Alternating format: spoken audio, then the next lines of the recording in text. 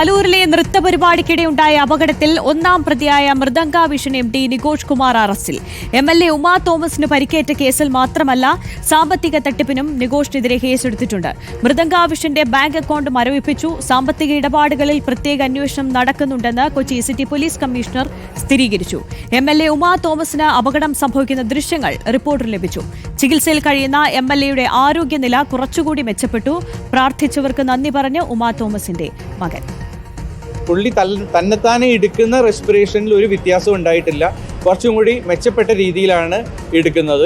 ഇന്നും ഒരു 60 to 70% madam തന്നെത്താനെയാണ് respiration എടുക്കുന്നത്. നമ്മളൊരു പ്രഷർ സപ്പോർട്ട് മാത്രമേ ചെയ്യുന്നുള്ളൂ.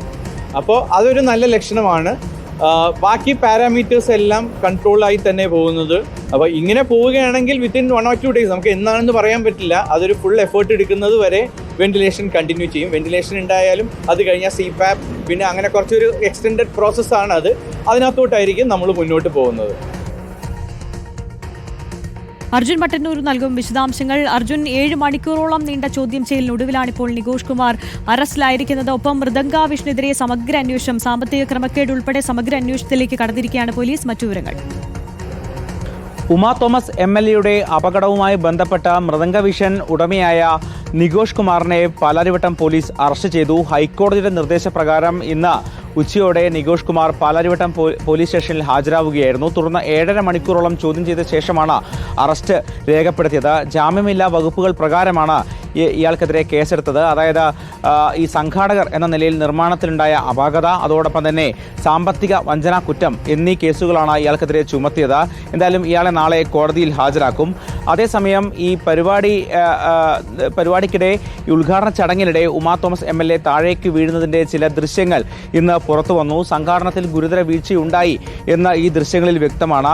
ഗ്യാലറിയിലെ കസേരകൾക്ക് മുകളിൽ 2 തട്ടുകളിലായാണ് ഈ വേദി പണിതത്. സിമന്റ് കട്ടയിലാണ് ഈ സ്റ്റേജ് ഉറപ്പിച്ചു നിർത്തിയത്. മുൻഭാഗത്ത് ഒരാൾക്ക് നടക്കാൻ പോലുമുള്ള സ്ഥലമില്ല എന്നും ദൃശ്യങ്ങളിൽ വ്യക്തമാണ്. എന്നാൽ ഇതുവരെ ഈ GCDA ഇതുമായി ബന്ധപ്പെട്ട് ഒരു ആഭ്യന്തര അന്വേഷണം പോലും പ്രഖ്യാപിച്ചിട്ടില്ല എന്നതും പ്രധാനപ്പെട്ട കാര്യമാണ്. അതേസമയം കേരള ബ്ലാസ്റ്റേഴ്സ് ടീം അടുത്ത മത്സരത്തിന് മുന്നോടിയായി സ്റ്റേഡിയത്തിൽ വിശദമായ പരിശോധന നടത്തും എന്ന് അറിയിച്ചിട്ടുണ്ട്. അതോടൊപ്പം തന്നെ ഈ നൃത്ത പരിപാടിക്ക് നേതൃത്വം നൽകിയ നടി ദിവ്യ ഉണ്ണി അതിനിടെ അമേരിക്കയിലേക്ക് പോയി.